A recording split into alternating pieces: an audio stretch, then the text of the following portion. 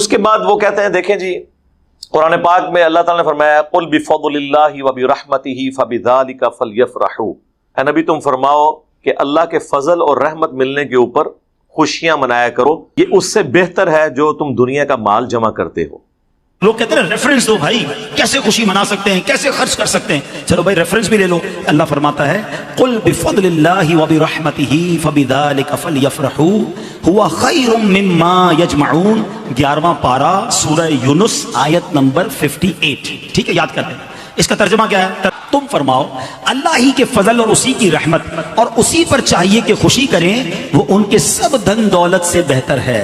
اللہ کی رحمت اور فضل پر خوشی کریں تو سب دھن دولت سے بہتر ہے۔ اچھا پھر اللہ کی کوئی بھی رحمت ہو تو خوشی کرنے کا حکم ہے، تو جو سب سے بڑی رحمت ہو، جو سب سے بڑی نعمت ہو، اب آپ پہ ہو سکتا ہے کوئی کہے یار نبی پاک اللہ کی رحمت ہے، یہ کہاں سے پایا بھائی؟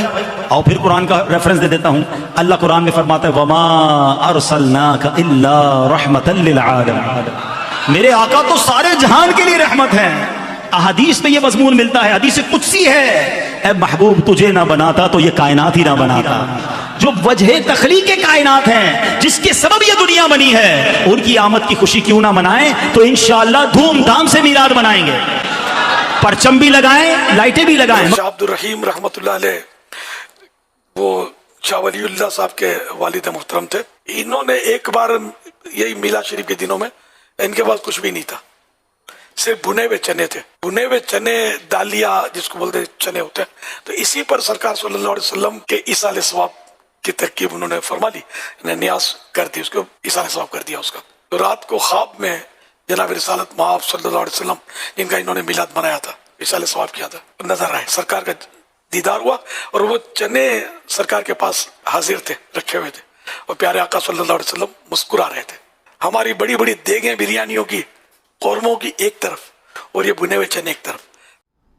تو وہ کہتے ہیں اس کے تحت نبی الاسلام کی پیدائش کے اوپر ہمیں خوشی منانی چاہیے، کیونکہ اللہ تعالیٰ نے سورہ آل عمران میں فرمایا ہے لقد من اللہ علی المؤمنین اذ بعث فیہم رسولا، بے شک اللہ کا احسان ہے مومنین پر کہ انہی میں سے ایک رسول کو مبعوث کیا جو اللہ کی آیات ان پر تلاوت کرتے ہیں، ان کا تزکیہ کرتے ہیں اور انہیں کتاب و حکمت کی تعلیم دیتے ہیں، اور اس سے پہلے یہ کھلی گمراہی میں تھے۔ پھر وما ارسلناک الا رحمتا للعالمین، نبی علیہ السلام کو اللہ تعالیٰ نے سارے جہان والوں کے لیے رحمت بنا کر بھیجا۔ تو وہ کہتے ہیں کہ جی دیکھیں، جب اللہ تعالیٰ کہہ رہا ہے کہ میرا فضل اور رحمت ملے، اور ایسا فضل جس پہ اللہ احسان جتا رہا ہے مومنین پر، تو اس کے ملنے پہ خوشی کرنی چاہیے، بالکل ٹھیک ہے۔ لیکن اگر یہ آپ آیت کا کانٹیکسٹ پڑھیں تو یہ اسپیسیفکلی قرآن کے بارے میں ہے، اسے آپ ایکسٹراپولیٹ کر سکتے ہیں نبی علیہ السلام کی ذات کے بارے میں بھی، لیکن اس کا سٹارٹ یوں ہوتا ہے قد جاءتکم موعظۃ من ربکم، بے شک تمہارے پاس تمہارے رب کی طرف سے ایک واضح و نصیحت والی چیز آ گئی، اور ہدایت اور رحمت مومنین کے لیے، یعنی قرآن۔ اور پھر آتا ہے قل بفضل اللہ وبرحمتہ، یعنی قرآن کے ملنے پر خوشیاں مناؤ۔ تو جشن قرآن تو کوئی نہیں ہوتا، آج تک آپ نے سنا ہے جشن قرآن سال کے بعد منایا جاتا ہو؟ ہاں، جشن قرآن کی بجائے یہ کہا جاتا ہے قرآن حدیث ڈائریکٹ نہیں پڑھنا، گمراہ ہو جاؤ گے، یہ جشن ہو رہا ہوتا ہے۔ تو جشن قرآن بھی منائیں، جشن میلاد بھی منائیں، لیکن اس طریقے پر جو اللہ کے محبوب صلی اللہ علیہ وآلہ وسلم نے تعلیم فرمایا، جو صحیح مسلم میں حدیث ہے 2750، جو مشکات میں بھی موجود ہے نفلی روزوں والے چیپٹر کے اندر۔ اللہ کے محبوب صلی اللہ علیہ وآلہ وسلم ہر منڈے کا روزہ رکھا کرتے تھے، پیر کے دن۔ تو صحابہ کرام علیہم رضوان نے پوچھا کہ اے اللہ کے نبی علیہ السلام آپ یہ روزہ کیوں رکھتے ہیں؟ تو آپ نے فرمایا فیہ ولدت وفیہ انزل علی، اس دن میں پیدا ہوا اور اس دن مجھ پر پہلی دفعہ وحی نازل ہوئی، یعنی وحی کا نزول بھی منڈے کو ہوا، یعنی منڈے کا دن اللہ کے محبوب صلی اللہ علیہ وآلہ وسلم کی مبارک زندگی میں بڑا اہم ہے۔ پیدائش منڈے، ہجرت منڈے، وفات منڈے، اور نزول قرآن منڈے، اور آپ جشن قرآن اور جشن میلاد سال کے بعد نہیں سر، ہر ویک منایا کرتے تھے منڈے کا روزہ رکھ کے۔ ایک اور حدیث بھی ہے صحیح مسلم کی کہ نبی علیہ السلام ہر منڈے اور جمعرات کو روزہ رکھتے تھے، اور فرمایا کہ ان 2 دنوں میں اللہ کے حضور نامہ اعمال پیش ہوتے ہیں، میری خواہش ہے کہ میرا نامہ اعمال جب اللہ کے حضور پیش ہو تو میں روزے کی حالت سے ہوں۔ وہ الگ سے حدیث ہے، اور یہ منڈے کے حوالے سے الگ سے حدیث موجود ہے۔ تو جشن میلاد منانے کا طریقہ بتا دیا۔ اور پھر اگر آپ علیہ السلام کے ساتھ کوئی چیز ایسی ریلیٹ کر رہی ہے تو سب سے زیادہ سمجھدار اور عاشقان رسول کون ہے؟ صحابہ اور اہل بیت، اور ان میں بھی سب سے بڑھ کر خلفائے راشدین، جن کے بارے میں جامعہ ترمذی میں، سنن ابی داؤد میں حدیث موجود ہے، میرے بعد تم دین میں نئی نئی بدعتیں دیکھو گے، ان سے بچنا۔ علیکم بسنتی و سنت الخلفاء الراشدین المہدیین، تم پر میری سنت اور میرے خلفائے راشدین ہدایت یافتہ کی سنت لازم ہے۔ تو ہم معصومانہ سوال جب ان سے کرتے ہیں کہ بتائیں کہ جب مولا علی کوفہ شفٹ ہو گئے، دارالخلافہ انہوں نے کوفہ شفٹ کر دیا، اور مولا علی وہ ہیں کہ جو 3 خلفاء کے ساتھ نائب کی حیثیت سے رہے اور چوتھے نمبر پہ خود خلیفہ بنے، کوئی حدیث کوئی چھپی رہ گئی تھی تو ان تک تو پہنچ گئی، تو جو 5 سال کوفے میں مولا علی رہے، تو وہ جو 5 سال 12 ربیع الاول کا دن آتا تھا، اس میں جو مولا علی جلسہ کرواتے تھے کوفے کی بڑی جامع مسجد کے اندر، اس میں مہمان خصوصی کون ہوتا تھا؟ یہ آگے سے کہیں گے ہیں ایک کرتا ہے سوال، جی اس نہیں ہوئے گا جو تسی اے کر کے ساڈے عشق نو چیلنج کرو گے، پھر اسی تے انج ہی پوچھاں گے کہ مولا علی جو ہے وہ نعت کس سے پڑھواتے تھے کوفے کی جامع مسجد میں، تو آپ کو چہرہ لٹکا کے کہ جی اس زمانے سے کچھ نہیں سی ہوندا۔ تو جو کام اس زمانے میں نہیں ہوتا تھا وہ آپ شروع کر کے اور اس کی بنیاد پہ باقی تمام مکاتب فکر کو گستاخ ڈکلیئر کریں، اور جب جوڈیشری میں بات پیش ہو یعنی ہماری عدالت میں تو کہیں کہ نہیں جی ہم تو اس سے مستحب سمجھتے ہیں، اگر کوئی نہیں کرتا ہم اسے کوئی گستاخ نہیں کہتے۔ تو سر پھر آپ یہ شعر جگہ جگہ لکھ کے کیوں لگاتے ہیں؟ نثار تیری چہل پہل پر ہزاروں عیدیں اے ربیع الاول، سوائے ابلیس کے جہاں میں سبھی تو خوشیاں منا رہے ہیں۔ یہ مفتی احمد یار خان نعیمی صاحب جن کا مزار گجرات میں ہے، جنہوں نے جال حق کتاب لکھی ہے، ان کا یہ شعر ہے۔ آپ نے پوری امت کو ابلیس بنا دیا۔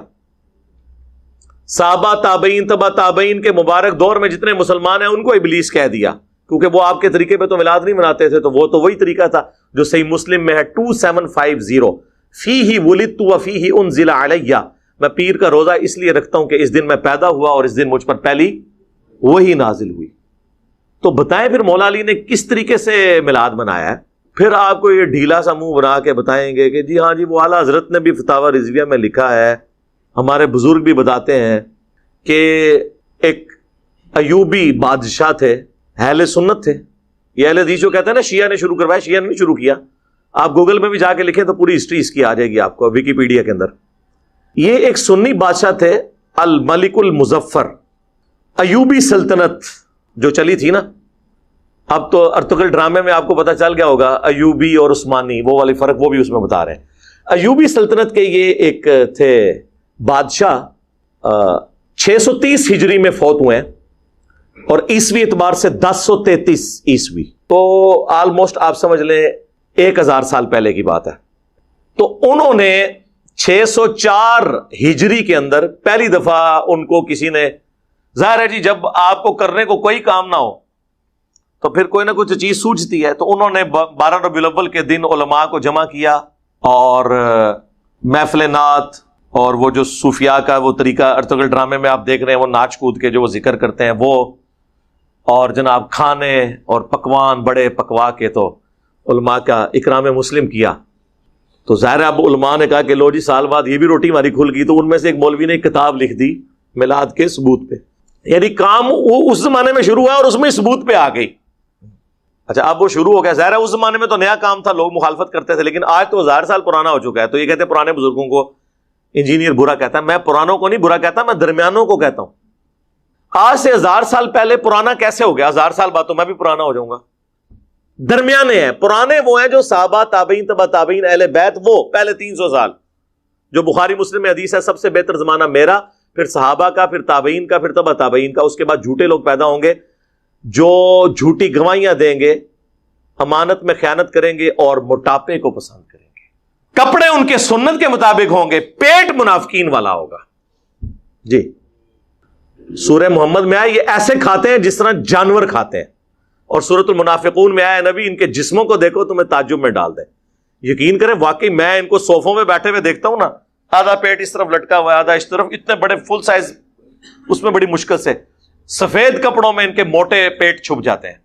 کسی کو بیماری ہو علیحدہ بات ہے، لیکن سارے تو نہیں بیمار ہو گئے یار۔ تارج میر صاحب بھی ہے نا، ان کا تو پیٹ نہیں نکلا ہوا۔ تو یہ کیا ہوا کہ جو بھی عالم بنتا ہے تو بیمار ہو جاتا ہے پیٹ کے اعتبار سے، کھاتے ہی بہت ہے زیادہ تر۔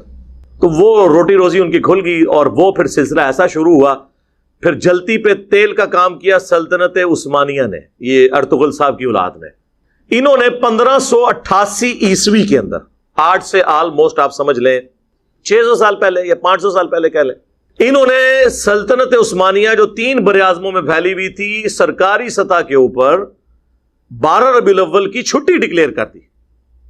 وہاں سے پھر اسے اور تقویت مل گئی اور وہ سلسلہ اب تک چلتا آیا. اور اسی کی باقیات یہ ہیں کہ پاکستان میں پھر 12 ربیع الاول کی چھٹی ہوئی اور یہ سارے کے سارے معاملات اس طریقے سے چلے. یہ اس کی پوری ہسٹری ہے جس کا تعلق صحابہ، تابعین، تبع تابعین، بعد کے لوگوں، پہلے آپ سمجھ لیں 600 سال کے لوگوں کے ساتھ اس کا کوئی تعلق نہیں ہے.